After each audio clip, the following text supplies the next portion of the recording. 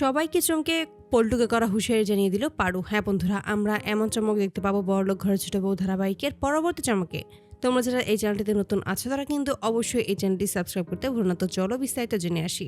সকলে মিলে যখন আনন্দ করতে থাকে ঠিক তখনই বাড়ির ভেতরে চলে আসে পাড়ার কিছু ছেলেমেয়েরা এবং সেখানে এসে তারা নেমন্তন্ন পাঠায় যেন সামনে ফুড ফেস্টিভ্যালের পুরস্কার বিতরণের অনুষ্ঠানের সময় যেন সকলে উপস্থিত থাকে। এতে করে তখন ক্ষিপ্ত হয়ে যায় পল্টু। সে তখন জানিয়ে দেয় আমাদের বাড়ি থেকে যেহেতু কেউ পার্টিসিপেট করেইনি সেহেতু এই বাড়ি থেকে লোকজন গিয়ে কী ব্যায়াম করবে। ঠিক তখনই অহনা বলছে আমরা সকলে যাব, তুমি কোনো চিন্তা করো না। কিন্তু পল্টু স্পষ্ট করে জানিয়ে দেয় যে সকলে গেলেও পারু এবার যাবে না, কারণ পারুকে আমি কোথাও যেতে দেবো না। এতে করেই অবাক হয়ে যায় পারু।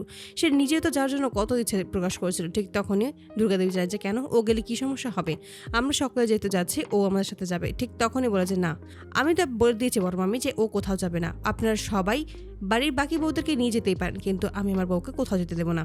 তখনই টুকুন সে বলছে পল্টু দাদা তুমি এমনটা কেন করছো, ওরা সকলে মিলে সারাদিন শুধু বাড়ির ভিতরেই থাকে, একদিন যদি একটু অনুষ্ঠান হয় আর আমরা যদি ওদেরকে একটু নিয়ে যেতে পারি তাহলে তো কত ভালো হয়, ওরা কত খুশি হয়। আর আমি তোমাকে কথা দিচ্ছি আমি নিজেই ওদেরকে নিয়ে যাবো, আবার নিজেই ওদেরকে নিয়ে আসবো, এতে কোনো সমস্যা হবে না।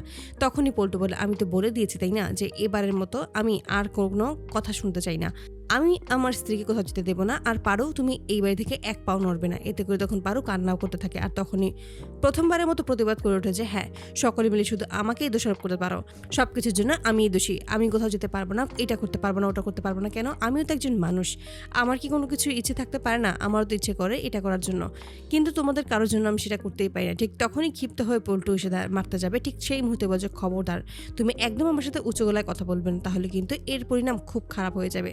আমি তোমাকে আগে থেকেই সাবধান করে দিয়েছি, আমি তো ঠিক কথাই বলেছি, তুমি দিনের পর দিন আমাকে মারতে থাকো, আমাকে কথা শুনতে থাকো, আমার গায়ে হাত তোলো, আমি তোমাকে কিচ্ছু বলিনি, কারোর সামনে কিচ্ছু বলিনি, আজকে প্রথমবার বললাম। মামিমা আপনি জানেন এই সমস্ত কাজই আপনার চোখের আড়ালে হচ্ছে, এতে করে সবাই খুবই কষ্ট পায়। এভাবে যে হঠাৎ করে পারো এমনটা বলবে কেউ তখনই বিশ্বাস করতে পারে না। ঠিক তখনই বড় ভাবি পারুকে থামানোর চেষ্টা করলে পারু বলে যে আজকে আর থামিও না বর্দি, আমাকে সবটা বলতে দাও। ঠিক তখনই বলছে শুধুমাত্র তোমাদের জন্যই আমার এই অবস্থা, আমার নিজের একটা ইচ্ছে রয়েছে, আমারও তো এই বাড়িতে জেলখানা মনে হয় যদি এতদিন ধরে আমি আটকে থাকি, আমি তো একটু বাইরে যেতে ইচ্ছে করে তাই না, তোমাদেরও যেহেতু ইচ্ছে করে আমারও তো ইচ্ছে করে, আমিও তো মানুষ তোমাদের মতো, তাহলে আমাকে কেন সবসময় এরকম আটকে রাখো, সেটাই আমি বুঝতে পারি না, সবসময় কেন এরকম দাসীবাদীর মতো আচরণ করো আমার সাথে, আমিও তো এইবারের বউ, সেই বউয়ের পূর্ণ অধিকারটুকু কি আমাকে দিতে পেরেছো? এই সমস্ত কথা শুনে সকলেই চমকে যায়। এভাবে যে পারো সকলের সামনে পল্টুকে করা হুঁশিয়ারি জানিয়ে দেবে এটা কেউ কখনোই বিশ্বাস করতে পারে না। ঠিক তখনই তিন বউ খুবই খুশি হয়েছে যে পারো প্রথমবারের মতো নিজের বিরুদ্ধে মুখ খুলেছে এবং লড়াই করতে শিখে গেছে। তো বন্ধুরা তোমরা কি চাও যেন এবার এভাবে সবাইকে চমকে দিয়ে পল্টুকে করা হুঁশিয়ারি জানিয়ে দেয় পারো? অবশ্যই তোমরা তোমাদের মতামত কমেন্ট বক্সে জানাতে ভুলবে না। ধন্যবাদ।